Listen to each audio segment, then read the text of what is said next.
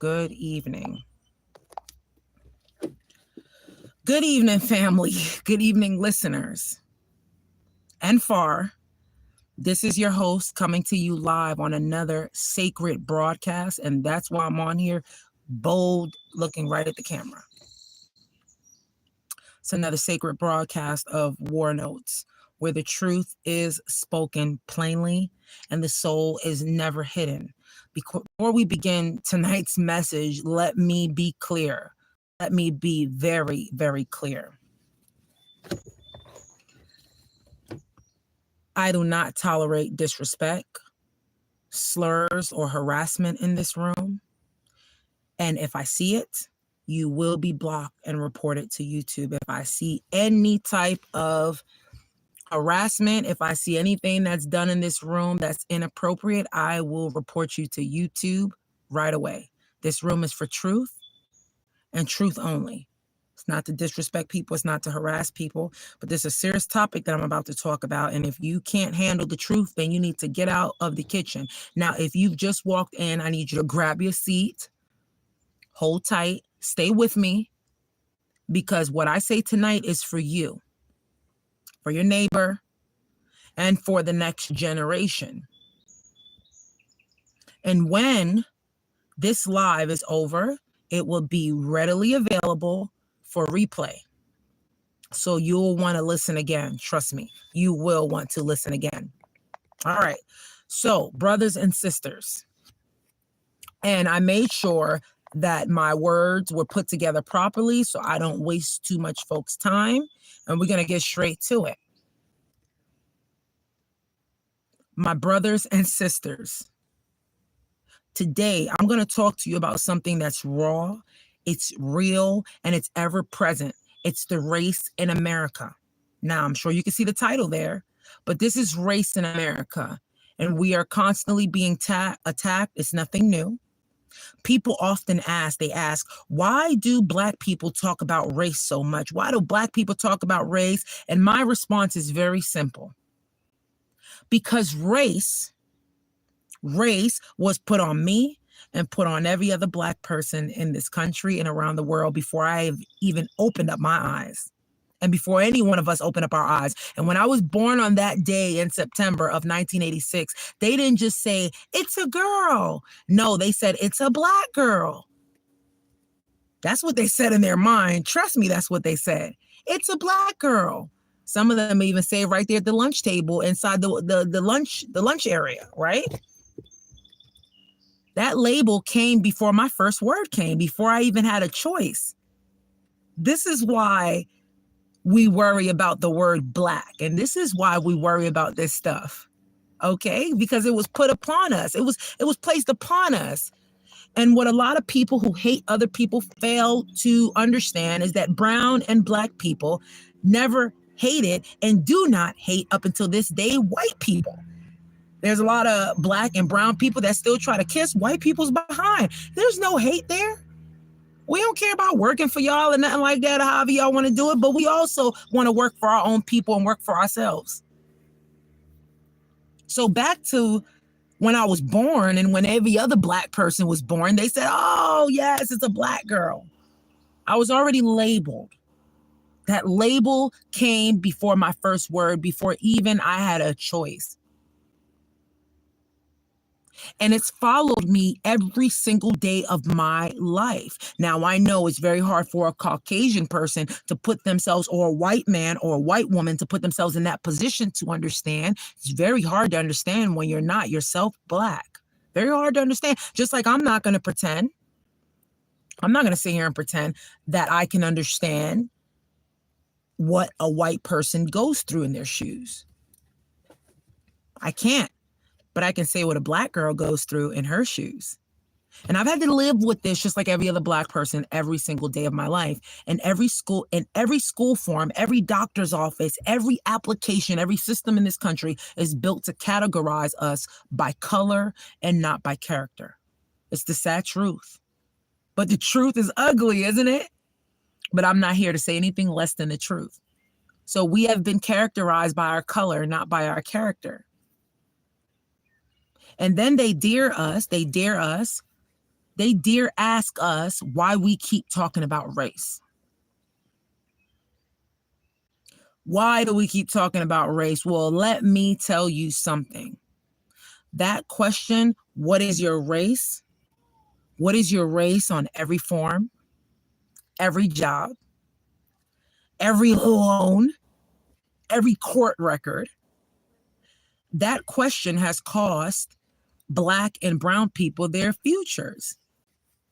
That question has become a weapon. It has been weaponized, this question. And that's why I started the petition on my site to eliminate that race question. Because people always say, why do you mention the Black thing? Well, we must. We must talk about it. We've been labeled since we came out of the womb. We must talk about this label and be very clear about it. And unfortunately, I'm going to make a lot of people uncomfortable with me being honest. Because I believe it kills us slowly, quietly, and systematically. You see, this country has always tried to bury us in silence, but not today. Not today. I shall not be bullied.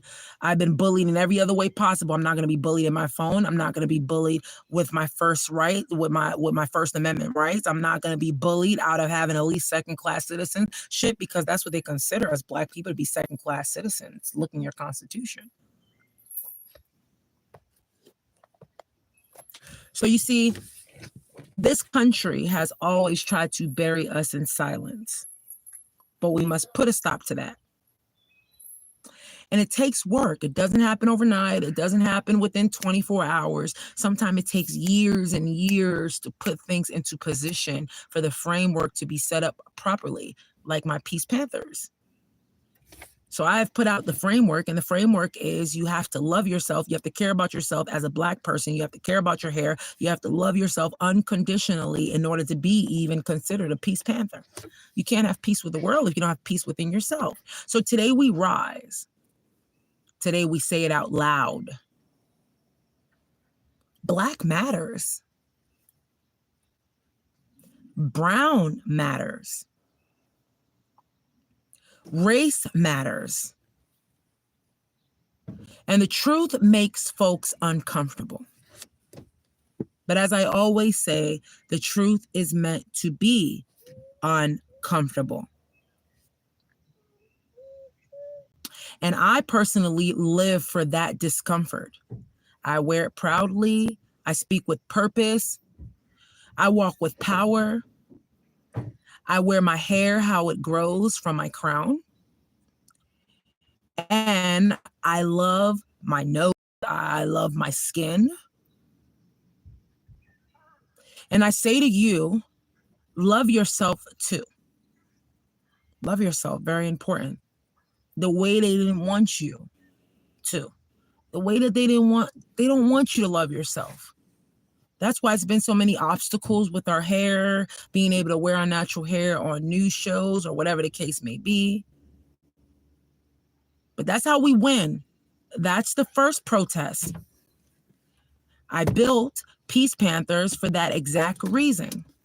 Not because I want to riot in the street, but because I want us to riot in our minds, to cleanse the lies and rebuild truth.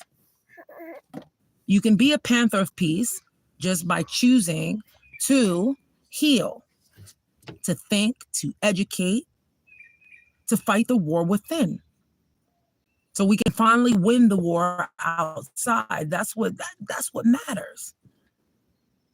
You have to think, you have to educate yourself. That's the only way. You have to find that peace within yourself, but the only way you can find that peace is when you start to love yourself for exactly who you are.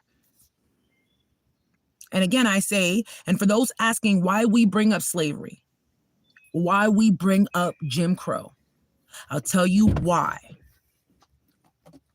Because we were mocked, because we were chained, because our grandparents weren't allowed to drink from the same fountains until the last 100 years, right? That wasn't long ago. That was our mama's generation. Don't tell me it's over. We are still fighting the same war, just with the new laws, new names, and new systems. But the bullets feel the same, right? The fear feels the same. Same thing.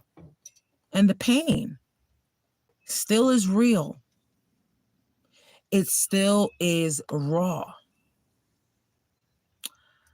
Now, you ask why I mention Al Sharpton. Because he's been fighting this same fight. He's been fighting this same fight since he was 14 years old. And you ask why I speak Martin's name. Because he knew peace was louder than violence. Absolutely. You ask why I invoke Malcolm X and James Baldwin. Because they knew how to speak what needed to be spoken, even when the world wasn't ready to hear it. Just like a lot of people are not ready at all to hear what I have to say because I'm a truth speaker. Now I stand with them, Malcolm X, James Baldwin, Martin Luther King Jr., Al Sharpton. I stand with them, and I want you to stand too.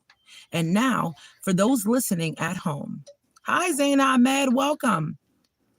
And for those listening at home, I hear my baby crying in the background. That's life, right? That's my child. That's my world. And like many of you, I'm balancing the weight of the world on my shoulders with a baby on my hip at times.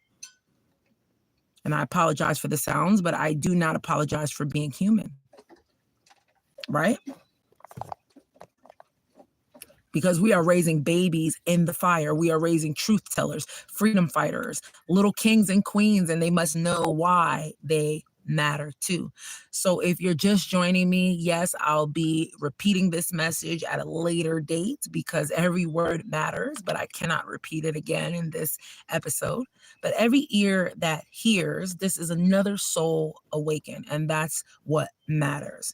So I am out of here. That has been another broadcast of War Notes. I thank you all for staying, for listening, and for carrying this message with you. And remember, please remember, take heed. The comments are open, but the boundaries are firm. No hate, no disrespect.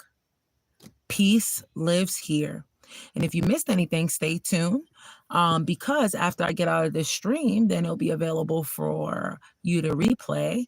And stay strong, stay bold, and stay you. Thank you, Miss Zaina Ahmed. I appreciate you being here. Thank you. Thank you. And until next time, guys, keep rising. Peace, Panthers.